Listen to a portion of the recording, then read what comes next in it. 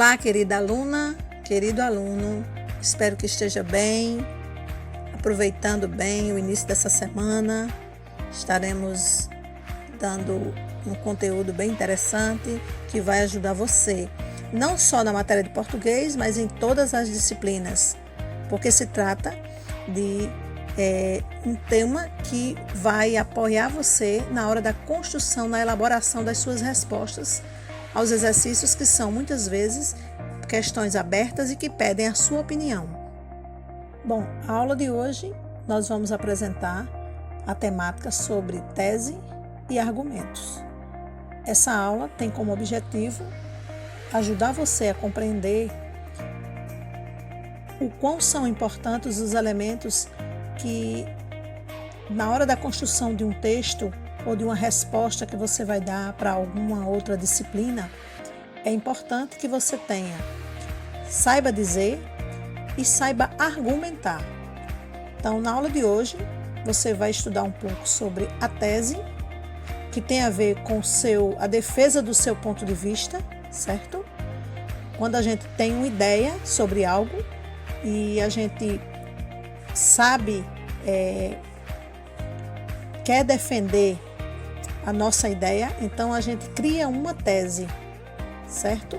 Que é uma opinião nossa, o nosso olhar sobre aquele determinado tema, sobre aquele determinado assunto. Depois de fazer várias leituras, é necessário que você tenha a sua própria ideia, a sua própria tese. E para isso, para fortalecer a sua tese, é importante que você saiba utilizar argumentos. O que é que significam os argumentos? Eles são as provas apresentadas para você defender a sua ideia e convencer alguém de que aquilo que você sabe ou que você conhece, aquele pensamento seu, ele tem fundamento, ele tem lógica, ele tem coerência, certo? Nós vamos entender a partir desse exemplo que vocês vão ler comigo, quando eu digo assim: meu carro não é grande coisa, mas é o bastante para o que eu preciso. É econômico, nunca dá defeito e tem espaço suficiente para transportar toda a família. Observe bem, nas primeiras linhas é que se apresenta a tese, quando diz: meu carro não é grande coisa, mas é o bastante para o que eu preciso. Essa é a tese, certo? Ele está defendendo uma ideia de que o carro não é grande coisa, mas ele é bastante para o que a pessoa precisa. E para isso, reforçar e fortalecer a sua tese, ele usa 3 argumentos: que o carro é econômico, nunca dá defeito e tem espaço suficiente para transportar toda a família. Veja que tem 3 argumentos para poder fortalecer aquilo que ele disse no início. O carro não é grande coisa, mas é o bastante para o que eu preciso. Então, o que é esse bastante? É econômico, não dá defeito e tem espaço suficiente. Então, são 3 argumentos para fortalecer uma única ideia, uma única tese, certo? E aí a gente vai ver que existem vários tipos de argumentos, mas eu quis trazer aqui 3 argumentos muito utilizados, principalmente por quem escreve textos, redações, e é importante quando você vai responder as suas respostas dos exercícios de outras matérias, né, que pedem questões subjetivas, que pedem a sua opinião. Então é importante a gente dar a nossa opinião, mas também utilizar opiniões de outras pessoas, de outras fontes, certo? E aí eu utilizo 3 tipos de argumentos para que você possa conhecer nessa aula de hoje. Primeiro, a argumentação por citação. Segundo, a argumentação por comprovação. E terceiro, a argumentação utilizando a questão da causa e da consequência. No primeiro exemplo, a argumentação por citação, veja que sempre que queremos defender uma ideia, procuramos pessoas consagradas, aí eu coloco entre aspas, né, porque às vezes a pessoa não é conhecida, mas são pessoas que têm uma fundamentação muito boa, teórica. Pessoas consagradas que pensam como nós acerca de um tema em evidência. Então, é muito importante quando você for dar algumas respostas, utilizar uma citação, né?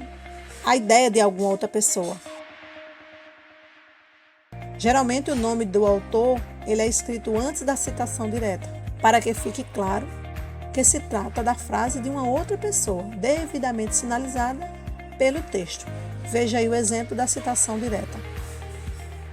Como disse o filósofo grego Sócrates, aí entre aspas, porque olha a fala dele aí, só sei que nada sei.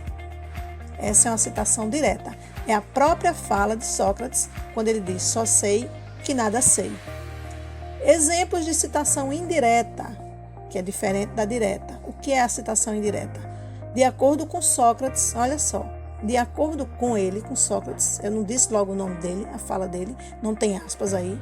De acordo com Sócrates, filósofo grego, a nossa única certeza é a de que não sabemos, ou seja, estamos em constante aprendizado. Perceba que na citação indireta, eu digo como ele disse, de acordo com ele, de acordo com o autor.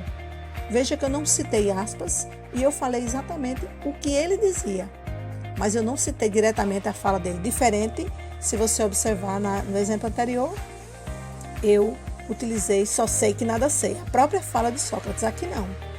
Veja que eu parafraseei. Eu disse de uma forma diferente, mas eu disse a mesma coisa do que eu disse anteriormente. De acordo com Sócrates, filósofo grego, a única certeza é a de que não sabemos. Ou seja, esse ou seja já é uma opinião minha. Estamos em constante aprendizado. Veja, aí na citação indireta, eu carrego a minha opinião. Eu trago a minha interpretação, certo? Então, na citação direta, não. Eu trago a informação diretamente, a própria fala da pessoa. Mas na indireta, eu faço uma paráfrase. Eu faço uma frase que está paralela, que está parecida, semelhante, né? Eu não mudei o sentido da frase, certo? A argumentação por comprovação é um outro tipo de argumentação. Eu vou trazer, para sustentar a minha argumentação, informações, dados, estatísticas, percentuais. Veja esse dado do IBGE.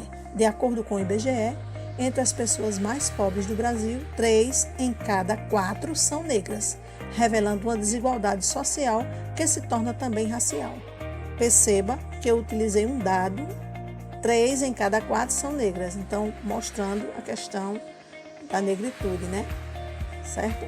Então, é um dado que eu utilizei para comprovar a minha fala. E, por último, a argumentação por causa e consequência. Veja, você apresenta os motivos, os porquês, as razões de um determinado problema, certo?